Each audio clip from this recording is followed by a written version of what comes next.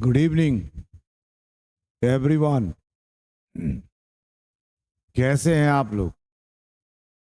बढ़िया। कल कल मैंने आपको पोएम पढ़ाया, सॉन्ग ऑफ माई सेल्फ। आपने उसका स्टडी किया? अनुमान है कि आप लोग पढ़े होंगे, समझ में आया होगा। तो आज मैं चाहूंगा कि आप लोगों को उसका की पॉइंट, जो की पॉइंट्स होता है, मुख्य जो पॉइंट्स होता है, उसको डील कर लूं। क्योंकि आपके सिलेबस में बहुत सारे पोएम्स हैं, बहुत सारा प्रोज है, तो सबको फिर याद रखने के लिए आपको मैं की पॉइंट्स देता हूं, जिससे आपको वो जो चैप्टर है, एक बार की पॉइंट्स को अगर पढ़ लेंगे तो आपको समझ में आ जाएगी। पूरा चैप्टर को पढ़ने की जरूरत नहीं पड़ेगी, ठीक ना? तो वन बाय वन करके की पॉइंट्स को करेंगे तो समझ में आने लग जाता है, ठीक ना? तो इसीलिए मैं की पॉइंट्स करता हूं और आपको भी कराता हूं। आज हम लोग की पॉइंट्स देखेंगे, ऑब्जेक्टिव्स देखेंगे और शॉर्ट क्वेश्चंस देखेंगे, ठीक? तो ऑब्जेक्टिव्स के काम निकल जाएंगे, शॉर्ट क्वेश्चंस के भी काम निकल जाएंगे आपके। और की पॉइंट से आपको ऑब्जेक्टिव्स बनाने में कोई परेशानी नहीं होगी। आई बात समझ में? तो चलो, बिना समय गवाए हम लोग की पॉइंट्स को डील कर लेते हैं, ठीक है ना? आओ। ये है सॉन्ग ऑफ माई सेल्फ, और ये आपके व्हिटमैन साहब हैं, जो बहुत ही अलग टाइप टाइप के कवि हैं। इंडिविजुअलिस्टिक अप्रोच है इनका। जो आम आदमी सोचते हैं, आम आदमी का जो सोच होता है, उससे हट के इनका सोच है। इसीलिए इनको लोगों ने एक्सेप्ट नहीं किया। लेकिन लोग जब एक्सेप्ट नहीं करता है, इसका मतलब ये थोड़ी होता है कि उस आदमी में कुछ नहीं था। यानी ये आदमी अलग अपना विचार दिया, और वास्तव में विचार बहुत ही काबिले तारीफ है। इसकी इनकी जो फिलॉसफी है, इनकी जो आइडियोलॉजी है, बहुत ही मोटिवेटिंग है। अगर कोई आदमी इनकी आइडियोलॉजी को फॉलो करे तो रियली में उनकी लाइफ बेहतर हो सकती है, ठीक? तो ये है, ये रहा की पॉइंट्स जो आज हम करेंगे, ठीक है? तो चले की पॉइंट्स पे चलते हैं। आप लोग आ गए?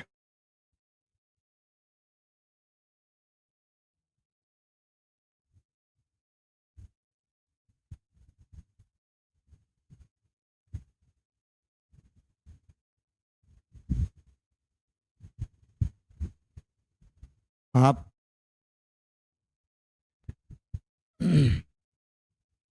मेरे YouTube को भी फॉलो कर सकते हैं,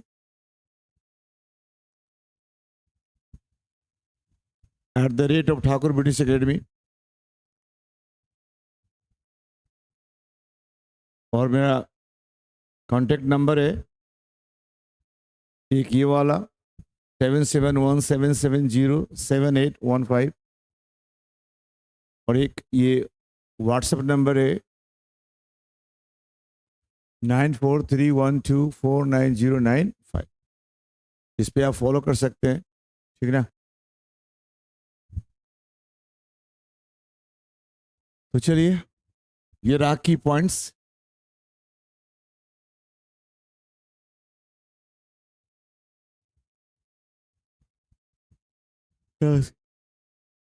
दिखाई दे रहा?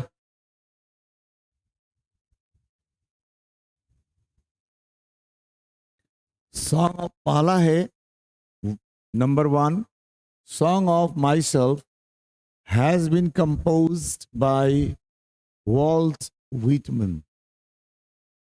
पूछ देगा who has written the poem song of myself, तो उसका जवाब क्या होगा? Walt Whitman.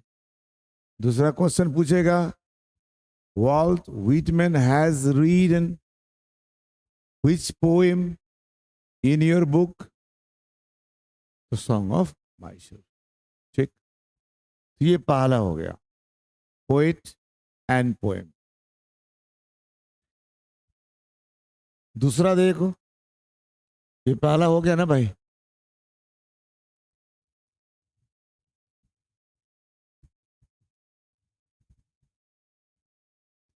ये पहला हो गया। दूसरा, he was born in 1819। ये सब पूछता है कब पैदा हुए, तो 1819 में। और मर गए 1892 में। 1892 में ये इनका देहांत हो गया और ये जन्मे थे 1819 में। ठीक, याद रहेगा 1819, 1819 याद कर सकते हो। 18 फिर 19, एकदम सीक्वल में 18 19। ठीक, और दूसरा है 1892। ठीक, 1892। अब 19 को इधर कर दो और इधर करने के बाद इधर के 2 कर दो, 18 तो वही होगा। 9 को उधर कर दो, 1 की जगह पे 2 कर दो, 2 जगह 92। ऐसे समझ सकते हो ना? अच्छा, इतनी बात समझ में आ गई। पैदा हुआ 1819 में और मर गए 1892 में। क्लियर हो गया? मैं कैसे समझाया? इसको इधर करो, 9 को इधर कर दो और 1 को इधर लाओ, 2 कर दो, तो 92 हो जाएगा, 1892। क्लियर? नेक्स्ट देखो, Walt Whitman was the most individualistic। ये वर्ड देखिए, इंडिविजुअलिस्टिक। इंडिविजुअलिस्टिक का मतलब होता है व्यक्तिवादी। इंडिविजुअलिस्टिक का मतलब होता है व्यक्तिवादी। ठीक, व्यक्तिवादी का मतलब क्या होता है? वे अन्य लोगों की नकल के बजाय, यानी व्यक्तिवादी आदमी दूसरे की नकल करने के बजाय अपने तरीके से सोचना और काम करना पसंद करते हैं। अपने तरीके से सोचना और काम करना पसंद करते हैं। व्यक्तिवादी आदमी क्या होता है? वे वैसे लोगों को व्यक्तिवादी कहते हैं जो अन्य लोगों की नकल नहीं करता। ठीक है, अपने तरीके से सोचने का काम करता है, अपने तरीके से सोचता है और अपने तरीके से काम करता है, उसे हम व्यक्तिवादी कहते हैं। और व्यक्तिवादी का अंग्रेजी क्या होता है? इंडिविजुअलिस्टिक। इंडिविजुअलिस्टिक। तो Walt Whitman was the most individualistic literary figure, यानी साहित्यिक व्यक्ति थे, ऑफ अमेरिका। कहाँ का? अमेरिका का, यानी अमेरिका का मोस्ट इंपॉर्टेंट फिगर है, व्यक्ति है। हाँ, इंडिविजुअलिस्टिक कवि के क्षेत्र में, यानी इनको मोस्ट इंडिविजुअलिस्टिक लिटरेरी फिगर माना जाता है अमेरिका के साहित्य में। इसीलिए ही इज कॉल्ड, इनको कहा जाता है पीपल्स पोएट। इनको क्या कहा जाता है? People's poet. People's poet. जन कवि कहा जाता है इनको, जन कवि कहा जाता है, जन जन की कवि, यानी आम लोगों की, हर लोगों के जुबान पर इनकी बात हो, वैसे कवि को हाँ क्या कहा जाता है? पीपल्स पोएट कहा जाता है। ये सब टर्म याद रखोगे, पीपल्स पोएट, जन कवि। जन कवि कौन होता है? जो जिसका पहचान जन जन के बीच में हो, हर आदमी इनको जानता हो, दैट इज कॉल्ड जन कवि। वेरी पॉपुलर, तो अमेरिका में बहुत ही पॉपुलर हुए, इसलिए इनको पीपल्स पोएट के नाम से जाना जाता है, कहा जाता है। क्यों? क्योंकि भैया ये बहुत ही बड़ा इंडिविजुअलिस्टिक व्यक्ति थे, व्यक्तिवादी थे, ये किसी को फॉलो नहीं करते थे, अपने जो सोचते थे, महसूस करते थे, उसी बातों को ये लिखते थे। इसीलिए इन्होंने कविता का नाम ही दिया, आई celebrate myself and sing my self, I don't care for the others. मैं दूसरे के बारे में नहीं सोचता, मुझे जो अच्छा लगता है वही मैं आपसे बात बताता है। आई बात समझ में? अच्छा, तो ये 2 3 नंबर हम लोगों भी डील कर लिया, 2 नंबर भी डील कर लिया, ठीक। अच्छा, 4 नंबर देखें। Before writing poems he worked as a carpenter, यानी इनकी लाइफ उतनी अच्छी नहीं थी, क्योंकि इंडिविजुअलिस्टिक होने के कारण इन्हें जिंदगी में जब तक जिंदा रहे उनकी लाइफ उतनी अच्छी नहीं थी, ठीक है। मरने के बाद ये बहुत पॉपुलर हो गए, इसलिए बेचारे को कारपेंटरी के काम भी करना पड़ता था, यानी बढ़ई के काम करते थे। बताइए, एक इंसान जिसके अंदर कवि का सारा गुण हो और लोग उसको पहचाने नहीं, तो बेचारा क्या कर सकता है? तो कारपेंटर का काम करते थे। सोच लीजिए, कारपेंटर के काम के साथ साथ ये प्रिंटर भी करते थे। प्रिंटर, प्रिंटर का मतलब होता है पुस्तक या पुस्तक आदि, हाँ, छापने वाला। प्रिंटर का मतलब क्या होता है? पुस्तक आदि छापने वाला, ठीक। यानी प्रिंटिंग प्रेस में भी ये काम किया करते थे। इनकी किताब लिप्स ऑफ ग्रास, जिससे ये कविता ली गई है, इनको छापने वाला पब्लिशर नहीं मिल रहा था।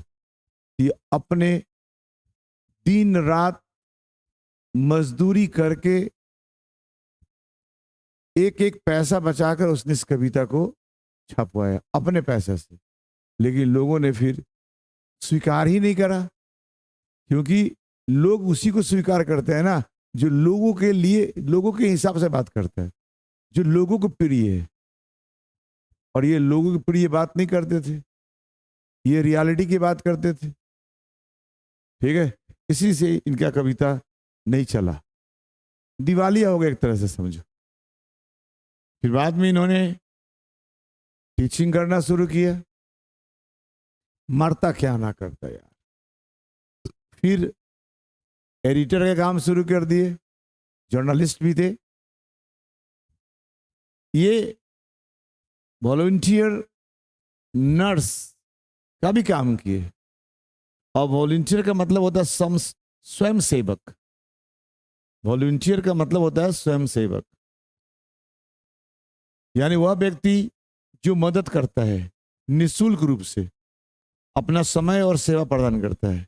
यानी स्वयं सेवक वह व्यक्ति होता है निःशुल्क अपना समय, है ना, और अपना सेवा देता है, उसे हम क्या कहते हैं? वॉलंटियर। वॉलंटियर का मतलब होता है स्वयं सेवक, यानी बिना पैसा लिए, बिना कोई स्वार्थ का सेवा करने का काम जो करे उसे कहते हैं स्वयं सेवक, ठीक है। तो इन्होंने वॉलंटरी नर्स का काम किया, सेवा करने का काम किया ड्यूरिंग सिविल वॉर, यानी जब अमेरिका में गृह युद्ध छिड़ा था उस समय ये वॉलंटियर, हाँ, नर्स के काम किया करते थे।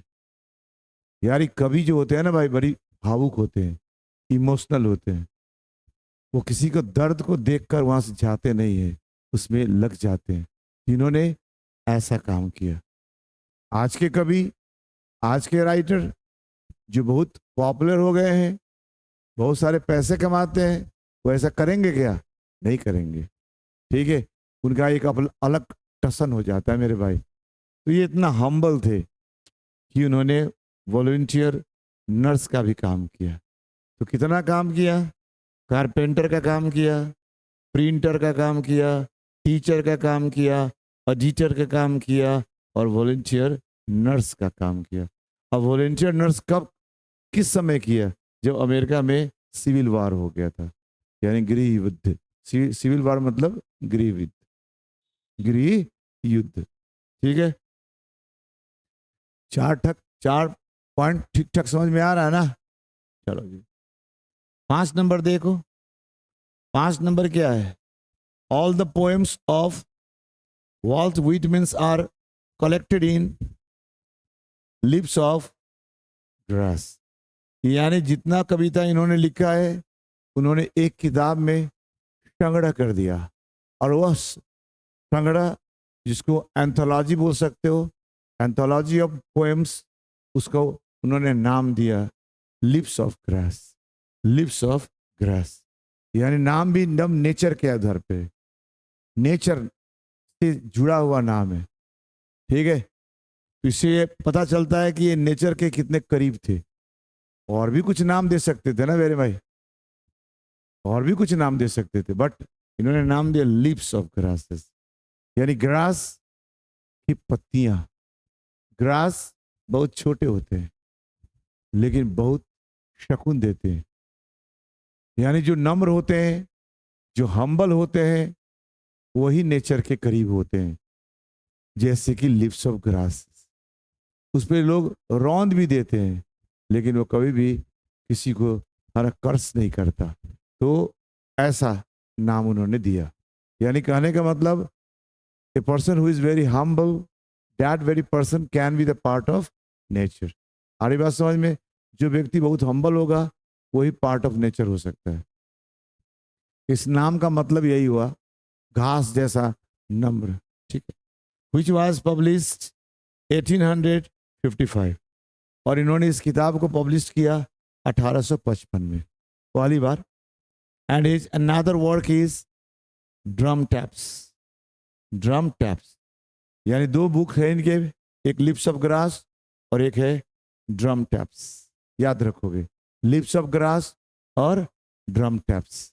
ड्रम टैप्स अलग है और लिप्स ऑफ ग्रास, है ना, जो लंबी एक एंथोलॉजी है, उसी में से ये, उसी का एक स्टेंजा समझो, एक पारा है जो आपको यहाँ पे पढ़ने को मिला, सॉन्ग ऑफ माइसेल्फ। लंबी कविता है ना, उसमें से। इतनी बात समझ में आ गई? इनकी 2 मुख्य कविताएं कौन कौन हो गई?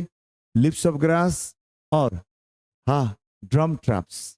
क्लियर हो गया? लिप्स ऑफ ग्रास कब पब्लिश किए इन्होंने? 1855 में। Is it clear? तो हम लोगों ने 5 देख लिया। ठीक है, इनका 2 ही किताब है, बहुत नहीं है, लेकिन 2 ही किताब अपने आप में यूनिक है, बहुत ही मार्वेलस है। ठीक है,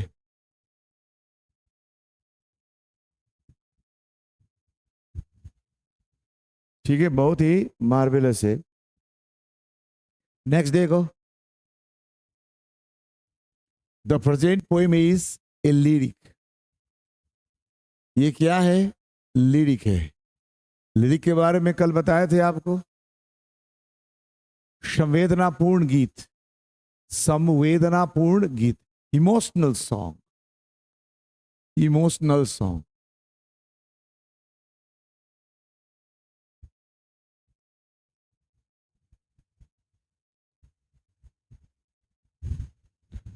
इमोशनल सॉन्ग शॉर्ट होता है लेकिन फुल ऑफ इमोशन होता है। That type of song is called lyric.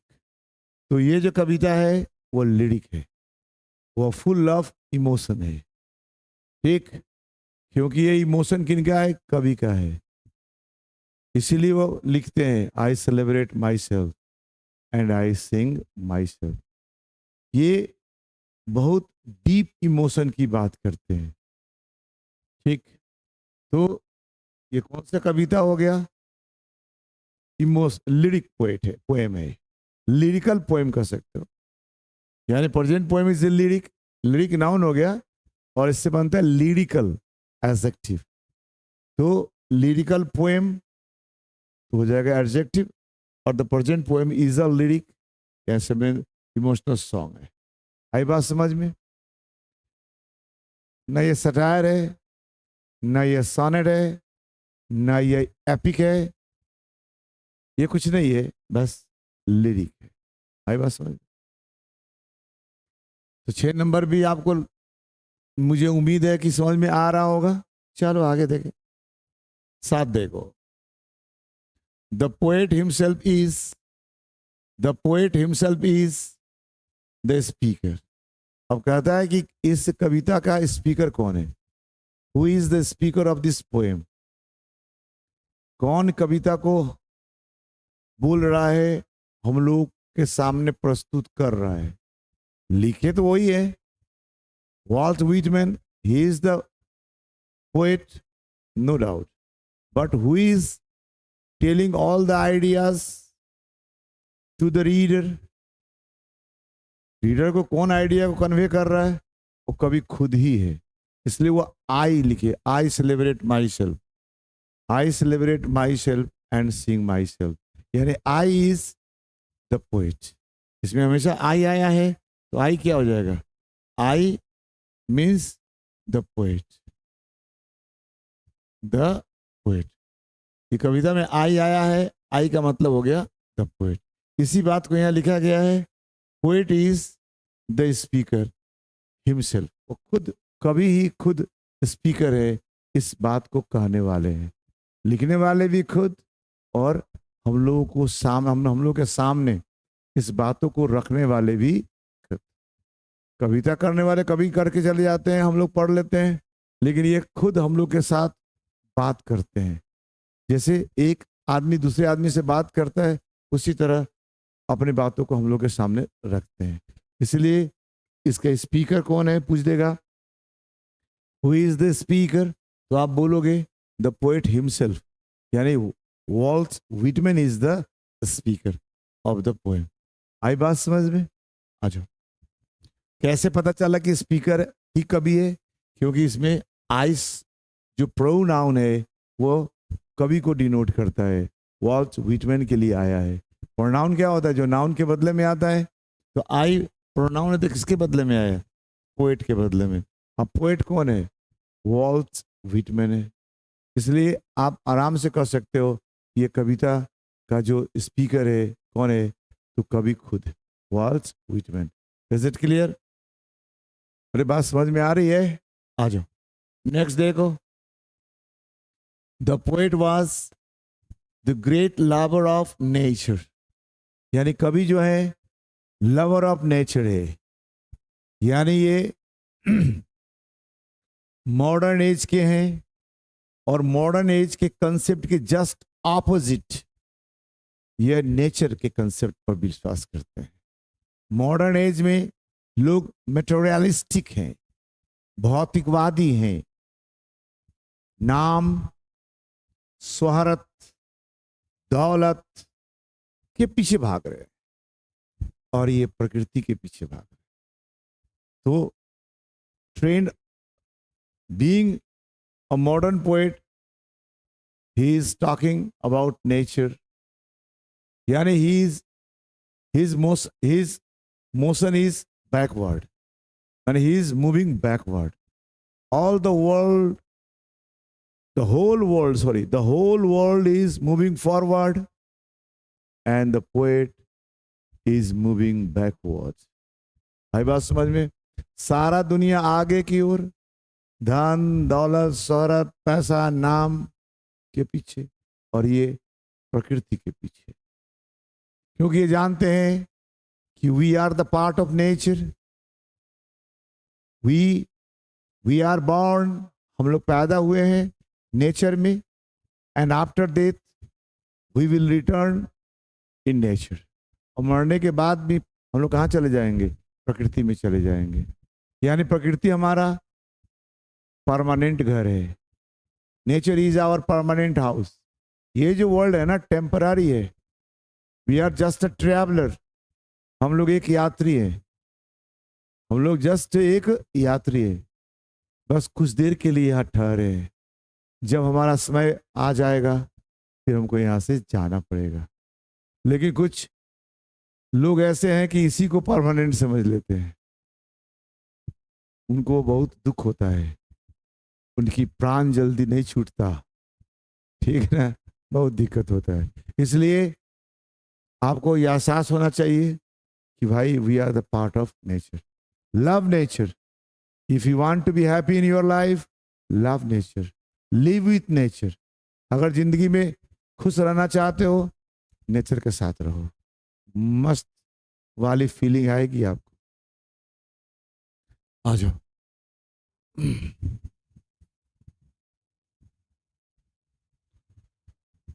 ठीक है, the poet was the lover of nature, that's why he writes. उन्हें लाइन भी लिखा है, nature without check with original energy. यानी मैं नेचर को चेक नहीं करता, यानी नेचर के फ्लो को डिस्टर्ब नहीं करता।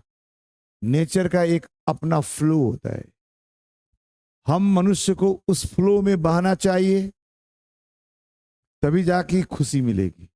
जैसे नदी की धारा में बह रही है तो उसी के धारा के साथ बहोगे तो आपको ईज महसूस होगा, लेकिन जस्ट आप उसको ऑपोजिट तैरने की कोशिश करोगे, हार जाओगे, थक जाओगे।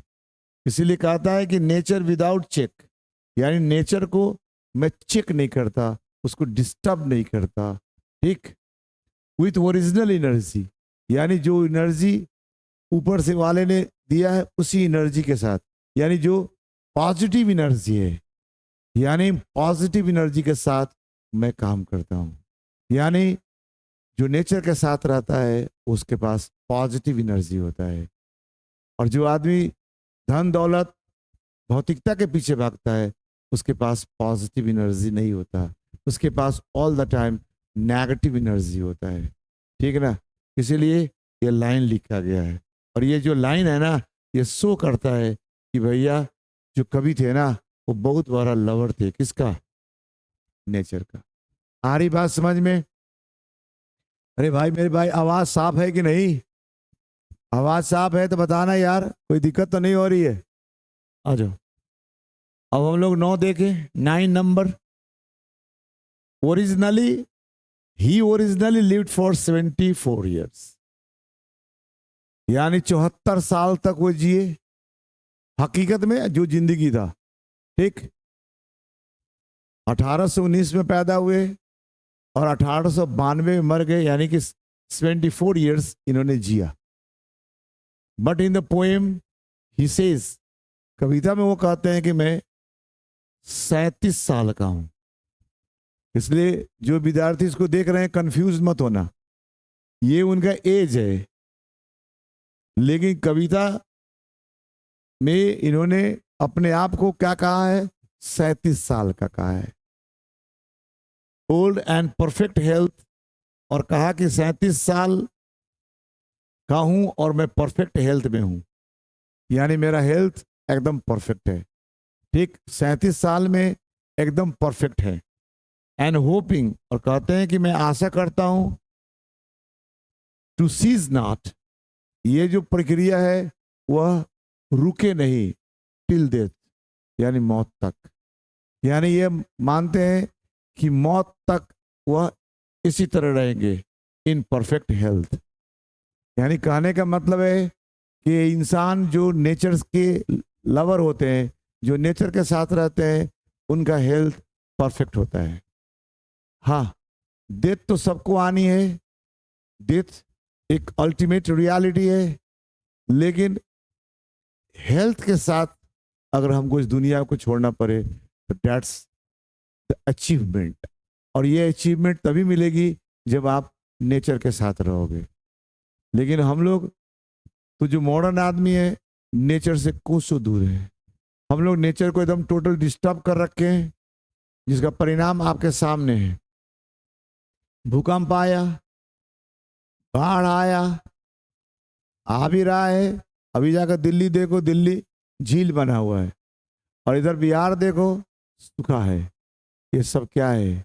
नेचर, नेचर को डिस्टर्ब करने का परिणाम है।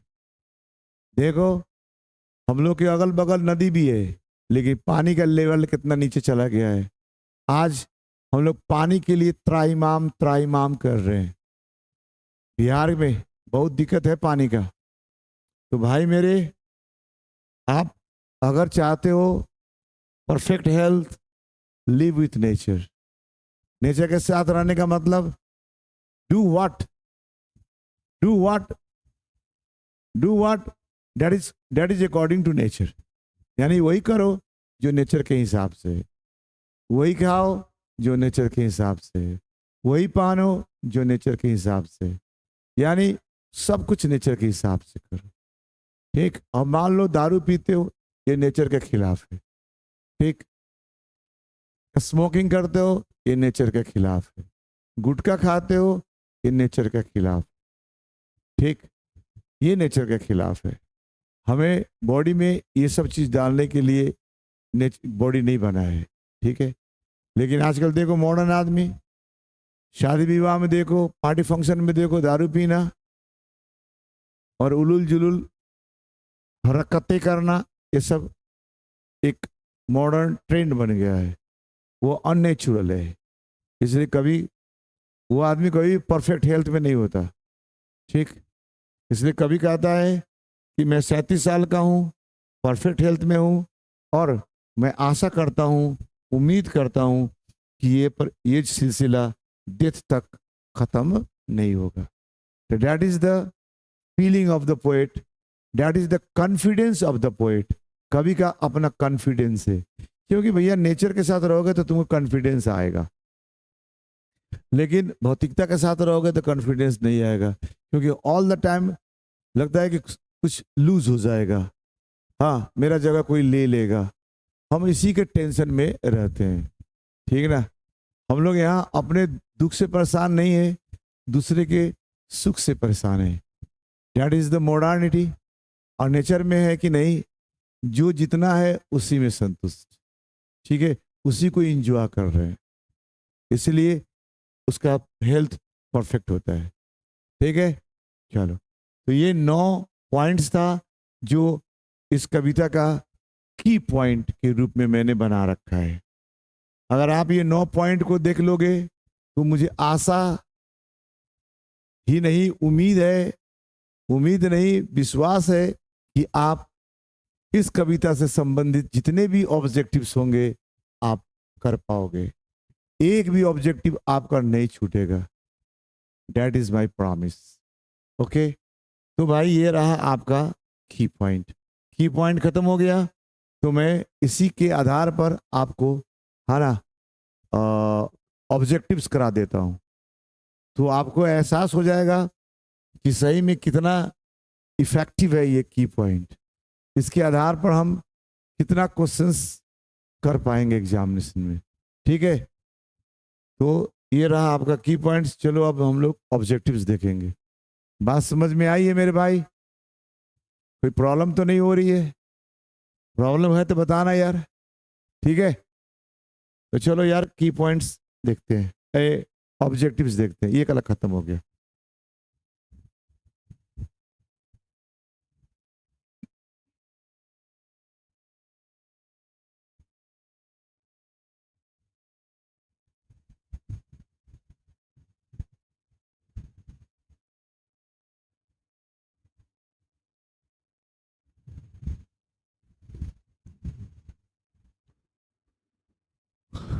ये रहा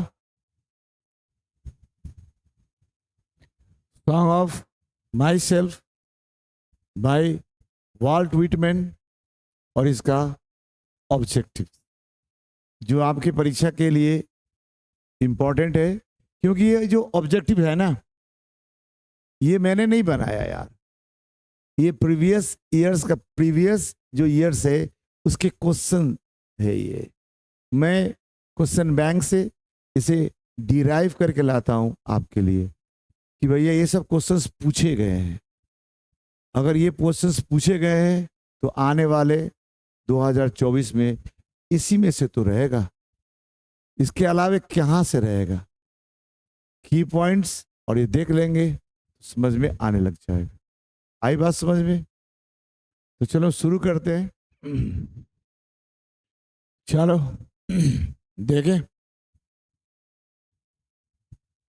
पहला देखो, पहला लिखा है द लाइन। ये जो लाइन की बात कर रहा मेरे भाई, ये line, I now 37 years old in perfect health begin. अब ये जो लाइन है वो कविता का है। अब पूछ रहा है has been taken from the poem, किस कविता से लिया गया है? तो आप बताओ। ये देखो 2019 की क्वेश्चन है भाई मेरे, ये साइंस में पूछा था। अब बताओ ये क्वेश्चन का जवाब कौन नहीं देगा? जो कोई पोएम पर लिया हो, की पॉइंट्स पर लिया हो, तो फिर ये क्वेश्चन उसके लिए हलवा हो गया कि नहीं?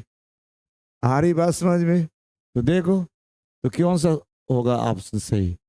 सी is the right option. Song of myself से लिया गया ना। चलो दूसरा है हु कंपोज्ड। अब देखो किसने कंपोज किया है, किसने लिखा है? Leaves of grass. अब दो पोएम्स की बात हुई थी, लिप्स ऑफ ग्रास और ड्रम टैप्स, दो बुक्स है और दोनों का राइटर कौन है? मिस्टर वॉल्ट व्हिटमैन है। तो लिप्स ऑफ ग्रास के राइटर कौन होंगे भैया? Walt Whitman. दूसरा तो कोई हो ही नहीं सकता ना। देखो यार ये भी 2022 के क्वेश्चन है, आइए में पूछा था। देख लो यार, इतना इजी क्वेश्चंस होते हैं यार, पढ़ने वाले के लिए एकदम इजी हलवा, जो नहीं पढ़ता है उसके लिए तो भाई कुछ भी हो सकता है। लेकिन मैं मानता हूं जो पढ़ता है उसके लिए एक भी प्रश्न अलग से नहीं आता। इसलिए मैं ऑल द टाइम बात करता हूं 95 प्लस का, नीचे का मैं बात ही नहीं करता। आ जाओ नेक्स्ट। 2 नंबर हो गया, 3 नंबर देखो, द वर्ड इज क्यूल एस्टेंस। अब इसमें पोएम में 2 वर्ड्स आया था। एक वर्ड्स आया था धर्म के लिए आया था, पंथ के क्रीड आया था वर्ड। एक वर्ड क्रीड आया था, अब याद आ रहा क्रीड, CREED। एक वर्ड क्रीड आया था। तो क्रीड का मतलब धर्म पर आए थे, और एक वर्ड आया था स्कूल। अब स्कूल का मतलब बताए थे सोच, सोचने की पद्धति। अब स्कूल में वो स्कूल, तो स्कूल में स्टैंड फॉर, स्कूल में क्या सिखाया जाता है? आपकी सोच को डेवलप किया जाता है। स्कूल में स्कूल क्यों बनाया गया? टू डेवलप योर सोच, योर थिंकिंग। अब रही बात शिक्षा पॉलिसी गड़बड़ होने के चलते स्कूल में सोच डेवलप नहीं होता, मेमोरी डेवलप किया जा रहा, याद कराया जा रहा है। तो ये तो गलत शिक्षा पॉलिसी के ना। पहले जमाने में जो स्कूल थे, गुरुकुल वगैरह थे, वहां अंडरस्टैंडिंग को ग्रो किया जाता था। एजुकेशन का मतलब ही होता है टू ग्रो अंडरस्टैंडिंग। लेकिन आप देखो आज के विद्यार्थियों को जो बहुत ऊंचे डिग्री प्राप्त किए हुए हैं, उनका अंडरस्टैंडिंग कितना है ना ग्रो किया हुआ है, वो आप समझ सकते हैं। उनसे बात करके आपको पता चलेगा। वो केवल बहस करते हैं, लॉजिक, और हमेशा ये प्रूव करने की कोशिश करते हैं कि मैं राइट हूं और तुम रॉन्ग हो। यही तो चल रहा। हम तो इतने जानते हैं कि एजुकेशन का मतलब है टू प्रूव, है ना, to prove oneself right and other wrong. That's, जो आदमी पढ़ा लिखा है वो अपने यही तो कर रहा, अपने लॉजिक से, अपने तर्क से, है ना, अगले को गलत साबित करने की कोशिश कर रहा है। तो यही है पढ़ा लिखा। तो स्कूल का मतलब पद्धति था, सोचने का तौर तरीका। अब स्कूल में हमारे अर्जुन भी पढ़े थे, पांडवास पढ़े थे, कौरवास पढ़े थे, राम लक्ष्मण सब तो स्कूल में पढ़े थे, सब गुरु थे, तो वहां पे सोचने की प्रक्रिया बढ़ी थी। और आज के लड़के पढ़ने के बाद उनके गाड़ी खुल जा रहा, सोचना तो खत्म, बस कॉपी करते हैं हम लोग। ठीक है, इसीलिए देखोगे वह समाज जो बहुत ही एजुकेटेड होगा वहां पे हर तरह की कुरीतियां मिलेगा। ठीक, मैं जहां तक देखता हूं। और जो समाज बहुत कम पढ़े लिखे होंगे, मैंने ये यूनिवर्सिटी वाले डिग्री नहीं होगा, वह समाज अभी भी सब है, एक दूसरे के प्रति आदर, एक दूसरे के प्रति फीलिंग्स अभी वहाँ है। लेकिन हम जितना ही अधिक पढ़ते जाते हैं उतना ही हमारे फीलिंग्स खत्म हो जाता है। तो यहाँ पे स्कूल किस चीज के लिए आया है? तो यहाँ स्कूल आया है सिस्टम ऑफ थॉट, यानी B is the right option. Academy की तो बात नहीं कर रहा, टीचिंग इंस्टीट्यूट की बात नहीं कर रहा, इसलिए यहाँ पे एक ही ऑप्शन सही है, सिस्टम ऑफ थॉट।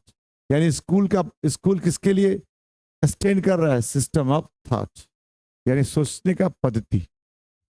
स्कूल का मतलब सोचने की पद्धति। ठीक है, आई बात समझ में? तो B is the right option. 4 number देखो, who has compose the poem. अब इस कविता को कौन लिखा है? अब जो आदमी पढ़ा होगा उसको नहीं पता कौन लिखा। A is the right option, यानी Walt Whitman is the right answer. Is it clear? आ जाओ, यहां तक हो गया 4। पहला में हम लोगों ने सी मारा, दूसरा में भी सी था, तीसरा में बी है, और 4 नंबर में ए है, वॉल्ट व्हिटमैन। क्लियर? समझ में आ रही है ना बात? की पॉइंट से सब कुछ हो रहा।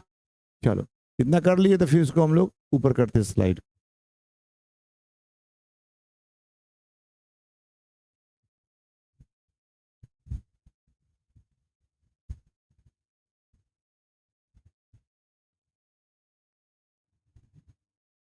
आ जाओ। व्हिटमैन वॉज पोएट, कहाँ के कवि थे? तो ये सीधी बात हम कह सकते हैं अमेरिका के कवि थे, अमेरिकन थे ये। देखो 2022 का है, ये साइंस का क्वेश्चन है मेरे भाई। इंडियंस तो थे नहीं, नाम से पता है, ब्रिटिश नहीं थे, ठीक है, तो अमेरिकन थे, इतना तो पूरी बात पता है। ठीक है, तो B is the right option. 6 number देखो मेरे भाई, व्हिटमैन वाज बोर्न, याद आ रहा? 1819 1819 1819, सी इज द राइट ऑप्शन। ठीक है, 1819 में पैदा हुए थे। 18 के बाद 19 से आता है ना, 18 19, एकदम इजी टू रिमेंबर। और मरे कब थे? 92, 90 को उधर ले जाओ, 1 को इधर घसकाओगे तो 2 हो जाएगा, दैट्स 1892। देहांत कब हो गया था?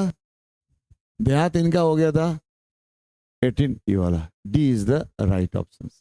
ठीक है, अब देखो वहां पे 18 और 19 ये दोनों क्रम में है। अब क्या करना है हमको? 18 तो लिखे दिए, 9 इधर ले आना है। ठीक है, और ये 1 और 1 ये 2 होता है तो यहाँ लिख दो। ठीक है, तो 1892। आई बात समझ में? एक याद करने का तरीका बता दिया। 18 लिख दो, 9 को इधर कर दो, और ये 1 और ये 1 2 कितना हुआ? 2 हो गया, यहाँ लिख दो, तो 92 हो गया, 1892। तो ये D is the right option. आई बात समझ में? नेक्स्ट देखो, song of myself is. अब song of myself is क्या है? लिरिक है, एपिक है, सॉनेट है, कि नॉन ऑफ दिस है? लिरिक, ये तो लिरिक है, ये पढ़े थे ना लिरिक, भाव सूचक गीत, भावनात्मक गीत। ऑप्शन तो यही है, A is the right option. Epic के बारे में कल भी बात किए थे, महाकाव्य होता है मेरे भाई। महाकाव्य का मतलब होता है, महाकाव्य जान गए, लेकिन कोई पूछ दे what do you mean by महाकाव्य, तो महाकाव्य का मतलब होता है लॉन्ग पोएम, यानी लंबी सी कविता। ठीक है, और स्टोरी, कविता हो या स्टोरी हो, that tells the heroic tale, जिसमें हीरोइक हीरोइक टेल हो, मैंने साहस से भरा हुआ कहानी हो, मैंने किसी भी एक लंबा सा कहानी हो और जिसमें साहस का वर्णन हो। जैसे आपने महाभारत, ग्रेट एपिक है, ठीक है ना, ग्रेट एपिक है महाभारत। तो ये सब एपिक का मतलब होता है महाकाव्य। महाकाव्य माने लंबा कविता या लंबी कहानी जिसमें हीरोइज्म की बात हो, यानी वीरता की बात हो, ठीक है। उस कविता को या उस कहानी को क्या कहते हैं हम लोग? एपिक बोलते हैं। आई बात समझ में? तो ये तो लंबी सी कहानी थी नहीं और वीरता की बात तो थी नहीं इसके अंदर, तो ये हो गया, हो नहीं सकता। और 14 लाइन के कविता को सोनेट बोलते हैं, पता ही है आपको। 14 लाइन्स की कविता, तो ऐसा भी बात इसमें नहीं था। तो भैया इसमें एक ही बात सही है, ए लिरिक, यानी भाव सूचक भावनात्मक गीत था। कितनी बात समझ में आई? तो 8 नंबर का जो ए ऑप्शन है वो राइट है। आई बात समझ में मेरे भाई? 9 नंबर देखो, the opening section of song of myself is entitled. कहता है सॉन्ग ऑफ माई सेल्फ का जो ओपनिंग, शुरुआत जो किया गया है, उसको क्या शीर्षक दिया गया है? लिख रहा है the opening section of the song of myself is entitled, यानी उसका शीर्षक क्या है? शीर्षक यही था ना, ग्रास था क्या? नहीं। एनिमल था क्या? नहीं। उसका शीर्षक क्या था? आई सेलिब्रेटेड माई सेल्फ, यही तो था। यानी कि B is the right option. आ रही बात समझ में कि नहीं? एकदम इजी है यार, थोड़ा सा मेहनत कर लोगे 95 प्लस आ जाएगी आप, ठीक है। कितना हो गया? 9 तक है ना? 9 तक तो क्लियर हो गया ना। 5 में ए बी है, 6 में सी है, 7 में डी है, 8 में ए है, 9 में बी है। क्लियर? चलो आगे हम लोग पढ़े 10 से।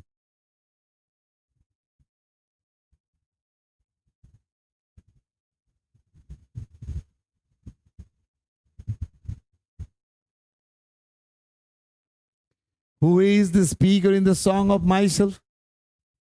अब इसके स्पीकर की बात कर रहा कौन है भाई? द पोएट हिमसेल्फ ही बताए थे आपको, वो की पॉइंट में था ना, the poet himself. The poet कौन है इसका? Walt Whitman. Walt Whitman is the right option, ठीक है। C is the right option. According to song of myself, according to song of myself the speaker is great lover of. अब बताओ, song of my self में जो speaker है Walt Whitman है, किस चीज का लवर है? वो लवर किसका है? आर्ट का है, कॉमर्स का है, साइंस का है? नहीं रे भाई, वो नेचर का लवर है, ठीक है। वह प्रकृति के प्रेमी है। उसमें की पॉइंट में था ना, nature without check with original energy, वो डिनोट करता है पॉजिटिव एनर्जी। नेचर से डिनोट करता है, इसीलिए हम कह सकते हैं D is the right option. मैंने according to song of myself the speaker is a great lover of nature, ठीक है। यानी 11 का D option is right one. Clear हो गया? नेक्स्ट आओ 12 देखो, Walt Whitman has read in the poem. अब वॉल्ट व्हिटमैन कौन सा कविता लिखा है मेरे भाई? तो ये सॉन्ग ऑफ माई सेल्फ ही तो लिखा है ना। दो एपिथाफ लिखे नहीं है, उसको लिखने वाले हाँ वाल्टर डिलामेरे सोल्जर, रूपर्ट ब्रूक लिखा है, फायर हिम केकियन दारू वाला लिखा है। तो एक ही आदमी बचा भाई मेरे, ये सॉन्ग ऑफ माई सेल्फ लिखने वाला, ठीक है, व्हिटमैन ही है। Walt Whitman is years old. अब देखो ये वाल्ट व्हिटमैन है इतने साल के, अब ये देखो उसका ओरिजिनल तो था कितना, 74 था, लेकिन ये 37 ईयर्स की बात करता है। I am 37 years old, begins perfect health, ये लाइन याद आ रहा? तो 37 वाला D is the right option. Is it clear? आ जाओ। यानी हमने 10 नंबर में सी को राइट ऑप्शन चूज किया। 11 में हम लोगों ने डी को चूज किया। 12 में सी को चूज किया। 13 में डी को चूज किया। आई बात समझ में? आ जाओ। इतना में कोई दिक्कत तो नहीं हो रहा मेरे भाई? चलो आगे देखते हैं।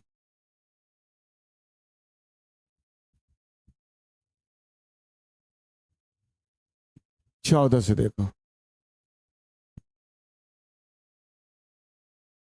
14 में hoping to cease not till death is line. अब ये लाइन है कि मैं होप करता हूं कि ये सिलसिला जो हेल्थ वाला है वो नहीं रुकेगी। कब तक? डेथ तक। वही लाइन, मैं I am now 37 years old, perfect health begins, hoping to cease not till death.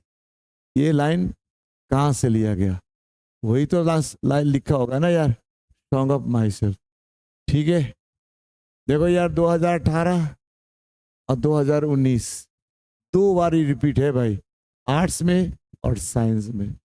Question देखो, और दो बार रिपीट है यार। इसीलिए मैं सारे इंपॉर्टेंट चीज को, जितने भी प्रीवियस ईयर्स के क्वेश्चन होते हैं सारे को मैं निकाल के लाता हूं आपके लिए, कि आप पढ़े और 95 लाए, बिहार में स्थान बनाए। ठीक, आ जाओ। तो इसका options B is the right one.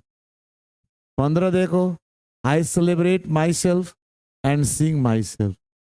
मैं उत्सव मनाता हूं और सिंग, मैं खुद उत्सव मनाता हूं और मैं खुद के लिए गाता हूं। यानी खुद पर, खुद से, और खुद मैंने क्या कहते, उत्सव मनाता हूं और खुद के लिए गाता हूं। ठीक है, मान लो बर्थडे हुआ तो केक ले आओ यार और अपना बर्थडे खुद मनाओ। Happy birthday to me Shankar Thakur, like that. क्योंकि आज के ज़माने में अगर कोई उत्सव में किसी को बुलाते हो ना मेरे भाई, तो वो आदमी पहले सोचता है क्या ले जाए, कितना का ले जाए कि घाटा ना लगे। अगर बाई दे में मान लो 300-400 के सामान ले आया और मुझे जो बन पड़ा मैंने उसे दिया खाने पीने के लिए। अगर बाई दे में 50-60 रुपया का सामान मैंने उसे खाने के दिया, तो अगला जानते हो क्या बोलता है? सोचता है अरे यार 400 का सामान ले गया था और भाई ने तो 50 रुपया का डब्बा में ही काम फरिया दिया, यार 350 घाटा लग गया। तो दिया ही क्यों? ये केवल दिखाने की बात क्यों करते हो मेरे भाई? डब्बा इतना बड़ा होगा, नाम इतना बड़ा लिखेगा। ये सब शो है यार। मांगो उसी से जो दे दे खुशी से। एम आई राइट?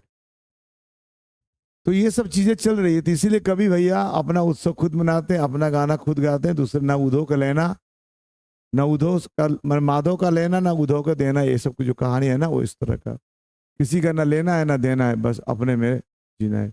जितना तुम अपने आप को लिमिटेड करोगे उतना खुश रहोगे, जितना आप अपने आप को लोगों के बीच एलाबोरेट करोगे उतना ही दुखी होगे। ठीक है, अच्छा, कभी को पता था, इसलिए अंतर यात्रा शुरू किया।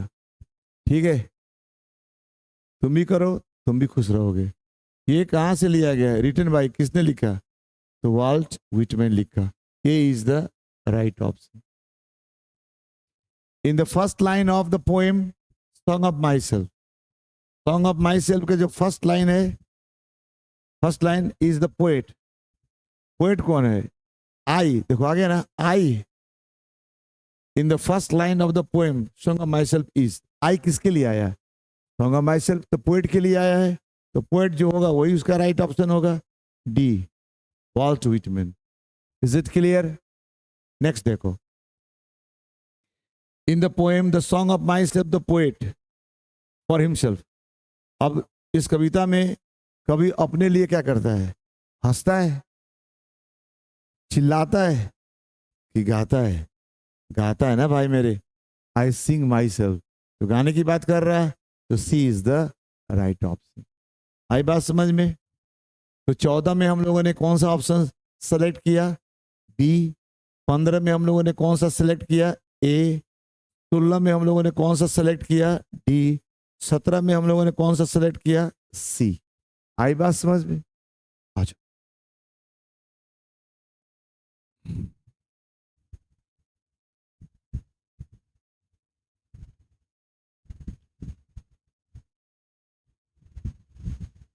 18। And what I assume, you shall assume is taken from। अब ये लाइन देखो यार, जो मैं अज्यूम करता हूं, जो मैं मानता हूं, तुम भी मानोगे। यानी जो मैं आज मैं महसूस करता हूं, तुम भी कल मानोगे। ये कौन बोल रहा? वॉल्ट व्हिटमैन बोल रहा। क्योंकि कहता है कि पूरा body, every atom of my body और every atom of my blood सब इक्वल है। तो अगर मुझे फील हो रहा है तो तुमको भी फील होगा। अभी नहीं हो रहा है लेकिन कल को जरूर फील होगा, क्योंकि एक ही चीज से बने हैं ना, तो होगा ही। डिवाइस अगर एक ही है तो जो फंक्शन मेरे पास है वो फंक्शन तेरे में भी होगा।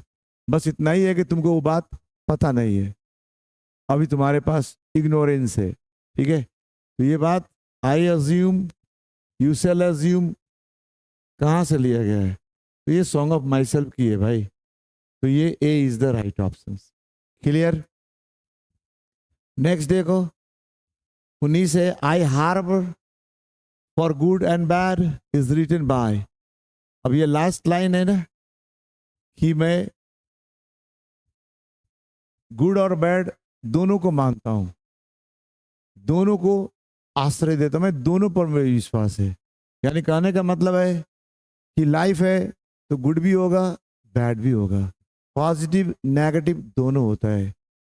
कोई ऐसा चीज है जिसमें नेगेटिव ना हो, केवल पॉजिटिव ही पॉजिटिव हो? नहीं, पॉजिटिव के साथ साथ नेगेटिव भी होता है, नेगेटिव के साथ साथ पॉजिटिव होता है। ये जहाँ जो बताए थे आपको, जहाँ देव है वहाँ दानव भी तो होगा। ठीक है, जहाँ देव है वहाँ दानव भी होगा, जहाँ अच्छाई है वहाँ बुराई भी होगा। ठीक है, अगर कमल है तो कीचड़ भी होगा।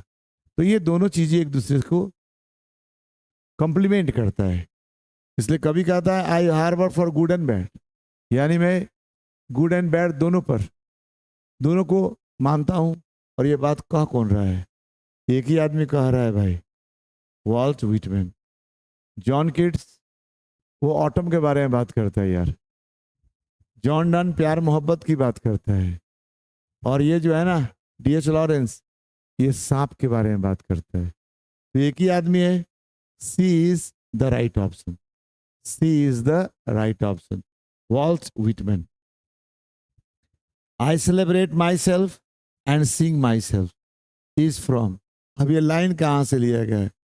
ये देखो कितना चुटकी सा क्वेश्चन है। और देखो यार 2021, 2022, 2022, ISC, ISC, IA सभी जगह पूछा है यार। अब बताओ 95 नहीं आएगा तो अब क्या आएगा यार?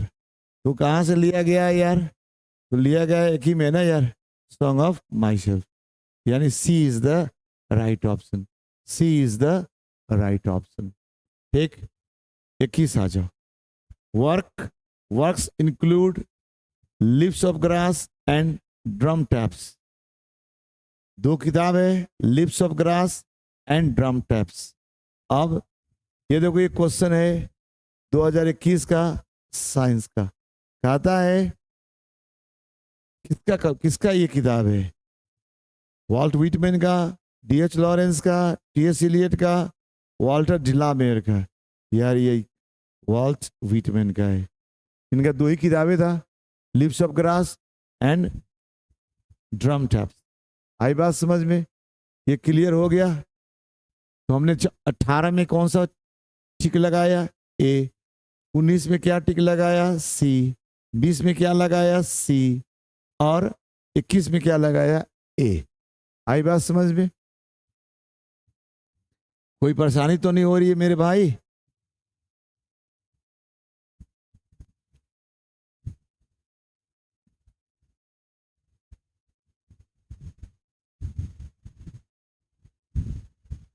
21 हो गया था ना,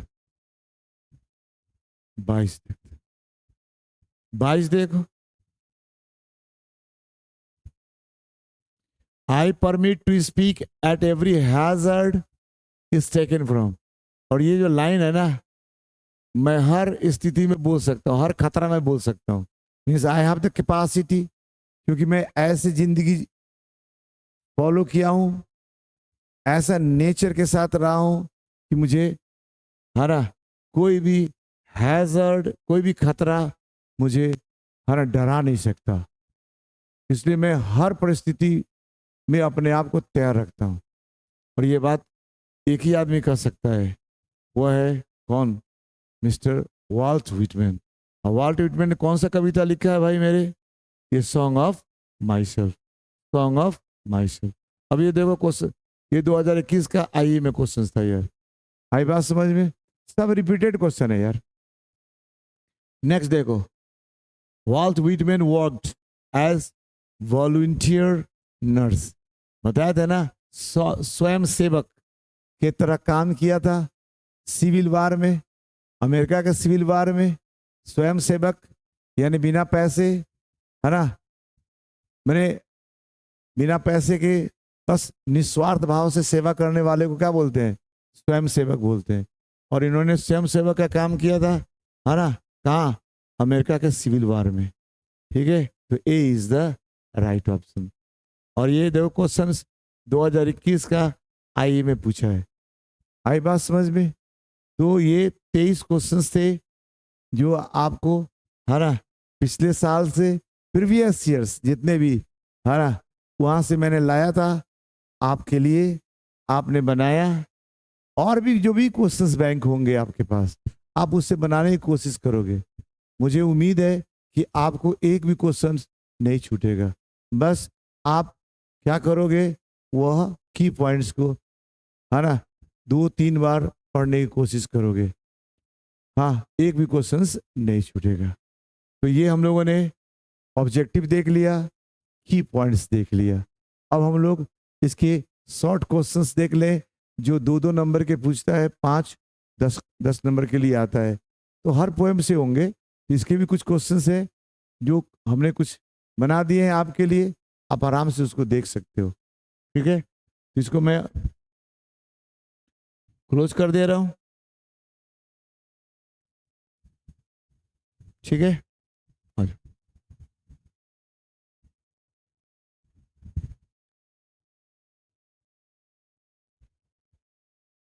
यही है सॉन्ग ऑफ माई सेल्फ।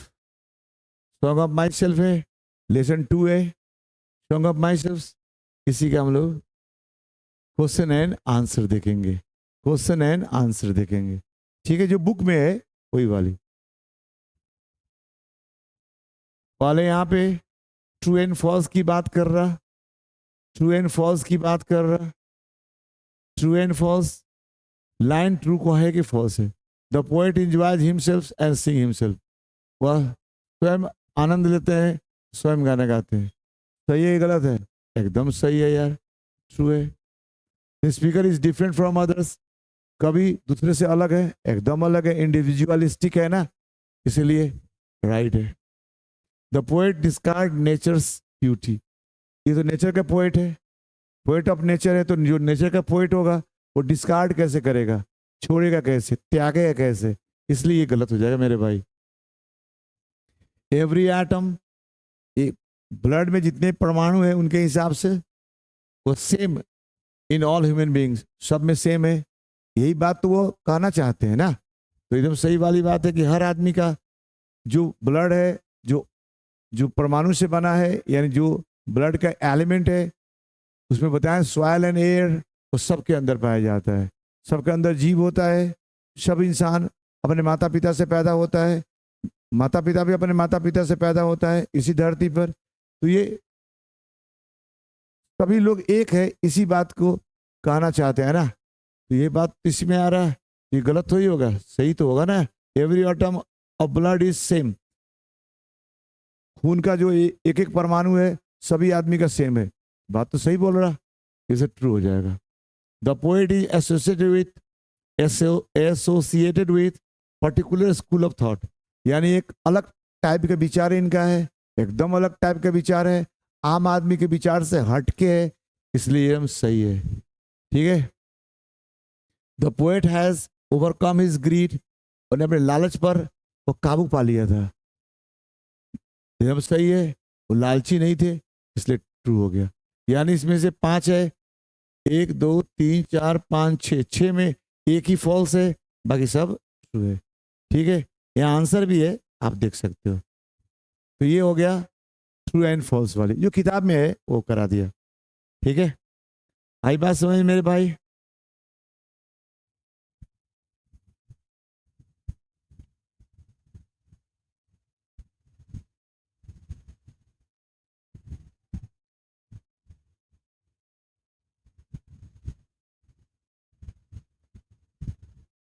अब इस शॉर्ट क्वेश्चन है, शॉर्ट क्वेश्चन है, who is the speaker of the poem? ये क्वेश्चन है, स्पीकर कौन है यार? The Walt Whitman is the speaker of the poem. ठीक है, देखो ये 1 नंबर के लिए आ रहा। ठीक है, मैंने ये क्वेश्चन है, शॉर्ट क्वेश्चन है। शॉर्ट क्वेश्चन 40 से 50 वर्ड में पूछता है मेरे भाई, 40 से 50 वर्ड। तो 40 से 50 वर्ड वाला तो ये क्वेश्चन हुआ नहीं ना, ये ऑब्जेक्टिव में जाएगा। क्वेश्चन में लेंथ वाला ही आएगा उस तरह से। ठीक है, ठीक है, क्वेश्चन आंसर में दिया है शॉर्ट क्वेश्चन में, लेकिन ये शॉर्ट क्वेश्चन जो हमको करना होगा 40 से 50 वर्ड्स में होना चाहिए। ठीक है, हम इसको कितना भी करेंगे 40 से 50 वर्ड्स में जाएगा नहीं, इसलिए 2 नंबर में जाएगा नहीं। कभी भी होगा तो एक ही नंबर का क्वेश्चन बनेगा। ये आई बात समझ में? अच्छा, हाउ ओल्ड इज ही, कितना उम्र का था वो? तो जो कविता में उम्र की बात करी गई है उसी की बात करेगा। तो 37 ईयर्स का था, तो ही इज 37 ईयर्स ओल्ड। ये भी 1 नंबर में जाएगा मेरे भाई। हाँ, ये भी 2 नंबर में नहीं जाएगा, 1 नंबर की ऑब्जेक्टिव में ही जाएगा। ये 40 से 50 वर्ड का लेंथ में ही बन ही नहीं सकता आपको। ठीक है, नेक्स्ट आओ। Why does the speaker use you twice? You 2 बार यूज क्यों किया गया है? तो कहता है the speaker uses you twice to press, यानी यू को 2 बार इस्तेमाल किया गया है टू प्रेस करने के लिए, यानी इम्फेसिस डालने के लिए, जोर डालने के लिए। किस चीज पर? Similarity of blood and all human beings, यानी सारे मानव एक है, इसके ऊपर स्ट्रेस डालने के लिए 2 बार यू का इस्तेमाल किया गया है। कितने बार इस यू का इस्तेमाल है? 2 बार। क्यों किया गया 2 बार? टू प्रेस करने के लिए, प्रेस मतलब टू इम्फेसाइज करने के लिए। ठीक है, क्या इस पूरा ह्यूमन बीइंग में सिमिलरिटी है, पूरे मानवता में हाँ एकता है, सारा मानव एक है। इसी बात को सारा इंसान एक है, क्योंकि सारा इंसान एक ही चीज से बना है ना, ब्लड से, उन्हें क्या कहते हैं एटम यानी सेल से, सब कुछ सेम है। इसी बात को स्ट्रेस डालने के लिए, प्रेस है ना, प्रेस करने के लिए यू को 2 बार इस्तेमाल किया गया है। तो दिस इज द आंसर। ये 2 नंबर में जा सकता है, कुछ आगे पीछे जोड़ कर। कैसे जोड़ोगे इसको? तू कहते हो कि भैया this is the questions from, है ना, song of myself, the poet is Walt Whitman, he is a great poet of America. ऐसे बनाकर आप 40 से 50 वर्ड में इसको कर सकते हो। आंसर तो यही होगा, लेकिन आगे पीछे थोड़ा मोड़ा जोड़ दोगे तो 40 से 50 वर्ड्स उसमें निकल आएंगे, तभी 2 नंबर का क्वेश्चन बन जाएगा। ठीक है, मैं थोड़ा मोड़ा आपको मॉडिफाई करना पड़ेगा according to the marking of the questions. अगर 1 नंबर का है तो कोई दिक्कत ही नहीं है, अगर 2 नंबर का है तो 40 से 50 वर्ड कहाँ से आएगा?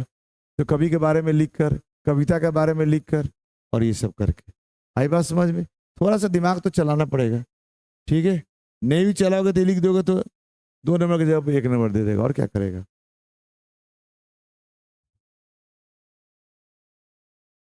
क्वेश्चन नंबर 4 देखो। क्वेश्चन नंबर 4 क्या है?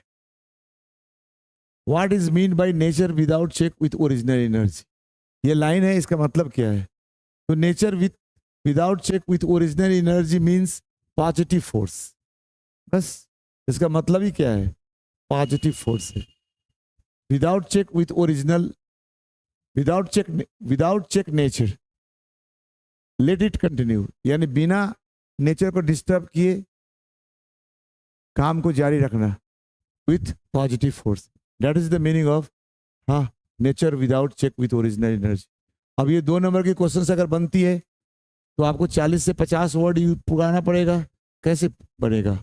बस लिखना पड़ेगा this line has been taken from song of myself, ठीक है।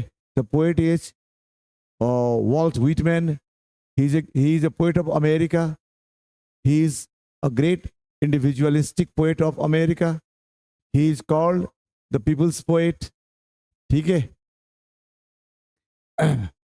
And he is a great lover of natures। और उतना करने के बाद फिर इस लाइन को जोड़ दोगे तो फिर लगा मोटा मोटी हाँ 40-50 वर्ड उग जाएगा। आई मेरे बात समझ में? तो इस तरह से आप करोगे, कुछ मॉडिफिकेशन आपको करनी पड़ेगी। आप हु बहू मार दोगे तो भैया थोड़ा सा गड़बड़ हो जाएगी। मैं तो कर दिया, आपको थोड़ा सा मेहनत करनी पड़ेगी according to the marking of the questions, ठीक है।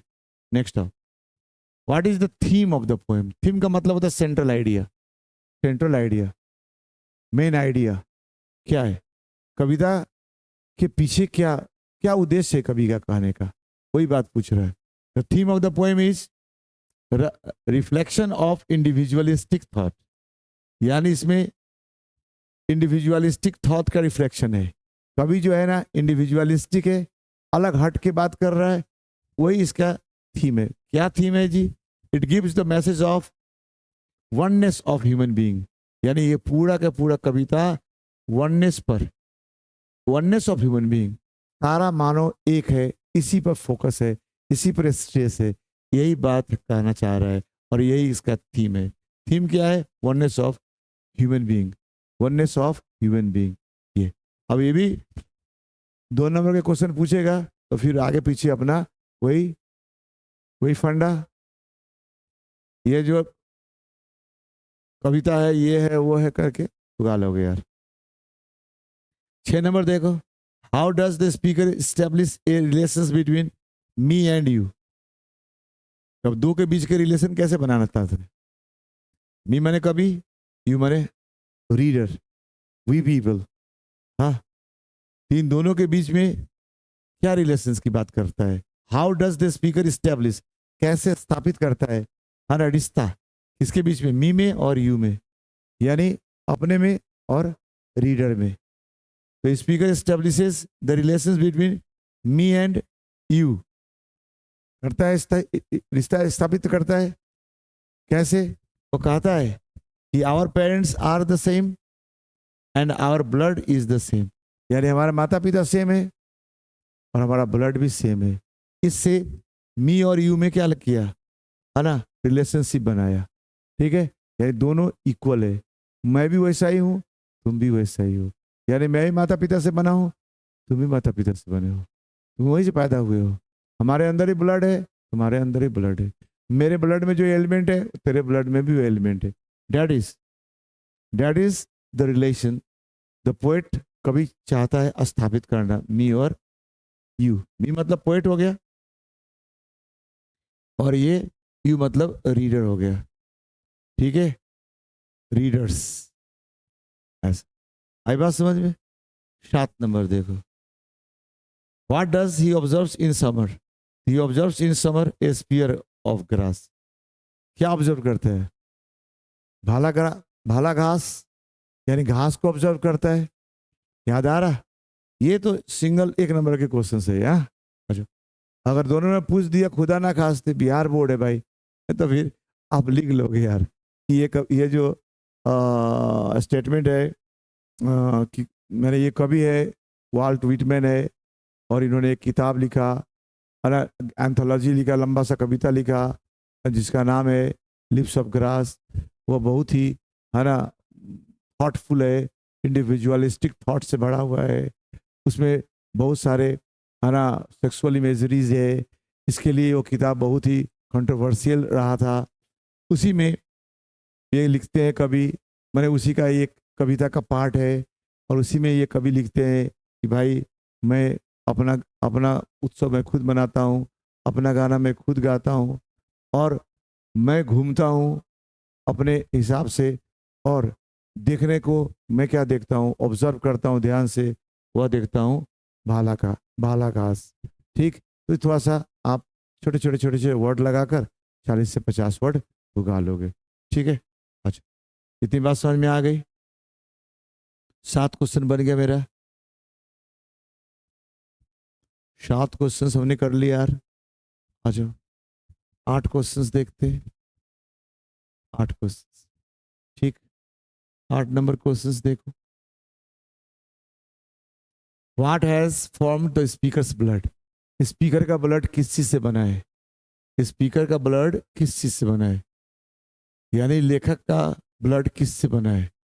तो क्या बना है? सॉइल से बना है, एयर से बना है। ठीक है, और बर्थ प्लेस, और एंड वो जमीन जहाँ वो पैदा हुआ उससे बना है स्पीकर्स ब्लड। ठीक है, ये इससे बना हुआ है। इसी बातों को लिखोगे। ठीक है, यानी क्वेश्चन क्या है? व्हाट हैज फॉर्म्ड, मैंने किस चीज से बना है स्पीकर का blood?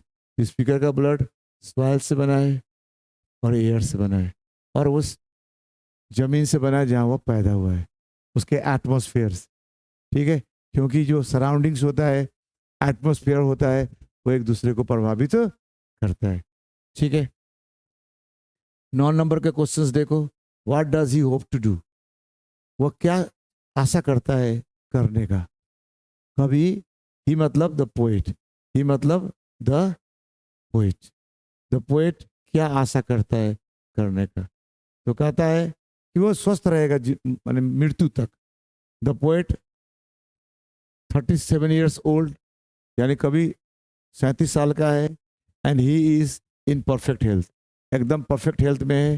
He hopes he will stay healthy, healthy, हाँ, वो हेल्थी रहेगा till the last day of his life, जिंदगी के अंतिम दिन तक हेल्दी रहेगा। इसी चीज का वो होप करता है। यानी हेल्दी, हेल्थी, हेल्थी ही मरना चाहता है। हेल्दी नहीं होता यार, हेल्थी होता है। वो हेल्थी मरना चाहता है, यानी स्वास्थ्य लेकर मरना चाहता है ना? वह बीमार होकर, है ना, तरफ तरफ का मरना नहीं चाहता। ठीक है, वह स्वस्थ शरीर से अपना प्राण को त्यागना चाहता है। इसीलिए वह नेचर के साथ, है ना, अपने आप को जोड़ता है, अपने आप को नेचर में रखने की कोशिश करता है, ताकि स्वस्थ रहे और मरते वक्त इसे कोई परेशानी ना हो। ठीक है, 10 नंबर क्वेश्चन है। What does he want to do with creed? यानी ये धर्म के साथ क्या करना चाहता है? धर्म के साथ क्या करना चाहता है? अब बताओ, इस धरती पे जो धर्म है उसको तुम क्या कर लोगे? बताओ, तुम कुछ कर सकते हो क्या? इतने इतने लोग हैं, हर इतना सांप्रदायिक लोग हैं कि आप कुछ करने की कोशिश करोगे तो वे लोग तुमको खत्म कर देंगे। ठीक है, तो एक इंसान की बस की चीज अब नहीं है। इतना करप्शन आ गया है, इतना, अरे क्या कहते हैं, आदमी के दिमाग भ्रष्ट हो गया है, यानी कि दिमाग इतना गड़बड़ हो गया है, करप्ट हो गया है कि अब चेंजेस नहीं हो सकता। तो कभी मॉडर्न है तो देखो क्या करता है।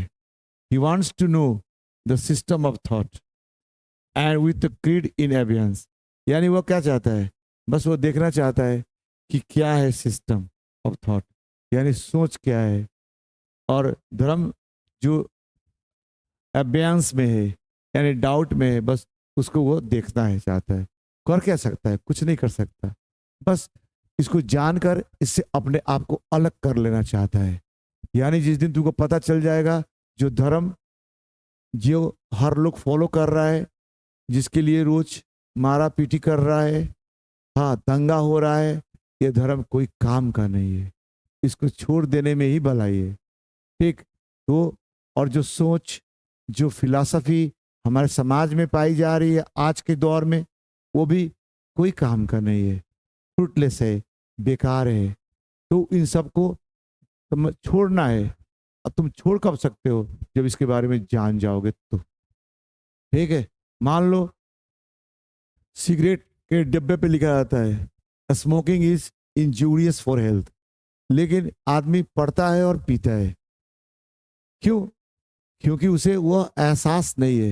लेकिन जिस दिन उसको दिखा दिया जाए, हाँ, बॉडी में कि कैसे धुआं अंदर जाता है और कौन कौन से पार्ट्स को कैसे डैमेज करता है, तो इंसान कल को छोड़ देगा। ठीक, तो आदमी को ज्ञान आ जाएगा, तो अच्छा और बुरा का पहचान आ जाएगा, तो आदमी बुरा छोड़ देगा, अच्छा को पकड़ लेगा। तो कभी भी यही करना चाहता है। What does he want to do with creed? तो क्रीड को बस समझना चाहता है, और वह अगर समझ जाता है कि यूजलेस है तो उसको छोड़ देना चाहता है, उसको, है ना, कॉपी करना, उसको फॉलो करना नहीं चाहता है। धर्म क्या है? धर्म इंसान को क्या कहते हैं, जीने की कला सिखाता है, उसे ही धर्म कहते हैं। ये मारपीट करना, दंगा फसाद करना, ये धर्म नहीं है। ठीक है, ये तो राजनीति है मेरे भाई। Try to understand that. एक पढ़ा लिखा आदमी को समझदारी होनी चाहिए इतना कि सारा राजनीति चलता है। जब भी कोई इलेक्शंस होंगे, इस तरह की चीजें आपको देखने को मिलेगा। इलेक्शन खत्म, सारा चीजें खत्म। तो ट्राई टू अंडरस्टैंड यार। ठीक है, आ जाओ। 11 नंबर देखो। What does he want to speak about? किस चीज के बारे में बात करना चाहता है? किस चीज के बारे में बात करना चाहता है?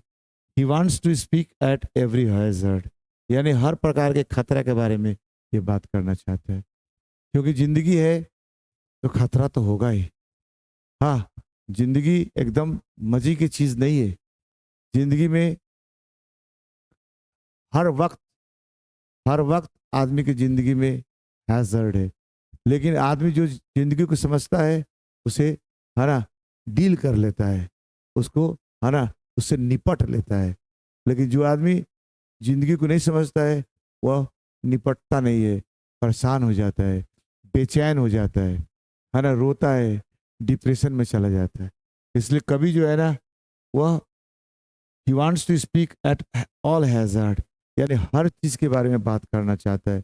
वो अपने, है ना, खतरा के बारे में बात करना चाहता है, यानी हर खतरा के बारे में बात करना चाहता है। यानी हम लोग जो इंसान है ना, खतरा से भागना चाहते हैं। जैसे एक एग्जाम्पल लो, मौत की बात। मौत के बाद कोई सुनना चाहता है? नहीं। मौत से लोग इतना घबराता है कि अगर किसी के घर में शादी विवाह, है ना, लगी हो, या शादी विवाह की बात चल रही हो, हाँ, या किसी घर में शादी विवाह हो गई हो, तो साल भर तक न कोई दाह संस्कार में जाएगा, और ना, है ना, उसके क्या कहते हैं, क्रियाक्रम में भाग लेगा, न वो उसके श्राद्ध कार्य में जाएगा, न खाएगा। तो ये सब क्यों? क्योंकि उनको लगता है कि मौत हमें पकड़ लेगा। अरे मौत तो आनी ही आनी है। दुनिया में कुछ भी अगर सही है तो वह मौत ही सही है। यानी अगर कोई भी ट्रूथ है तो मौत, death is the ultimate reality. Life है कि नहीं है, ये डाउटफुल है, लेकिन मौत है, ये एकदम अल्टीमेट रियलिटी है। ये तो सबको आनी है, तो फिर डरने की क्या बात? तो इसीलिए कभी हर हैजर्ड, हर तरह के एवरी हैजर्ड के बारे में बात करना चाहता है। आई बात समझ में? तो ये हम लोगों ने 11 क्वेश्चंस देख लिए। देखते हैं और भी क्वेश्चंस है क्या? नहीं भाई, सारे क्वेश्चंस हमने डील कर दिए। यानी इसमें 11 क्वेश्चंस थे, हम लोगों ने 11 क्वेश्चंस को डील कर दिया। ठीक है, तो आज के लिए हम लोग इतना ही रखेंगे। ठीक है, आज के लिए हम लोग इतना ही रखेंगे। ठीक,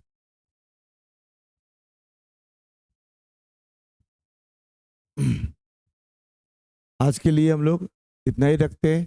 ठीक है, फिर कल हम लोग मिलेंगे एक नए चैप्टर के साथ। ठीक है, वो प्रोज की चैप्टर होगी। हम लोग ने 2 पोएम पढ़ लिया, तो एक प्रोज पढ़ लेते हैं, उसके बाद फिर अपना ग्रामर स्टार्ट कर लेंगे। ठीक है, तो कल हम लोग प्रोज पढ़ेंगे। तो आज के लिए इतना ही। Thank you, good night. ठीक है, स्वस्थ रहिए, हंसते रहिए। ठीक है, बस, लेकिन पढ़ते भी रहिएगा। ठीक है।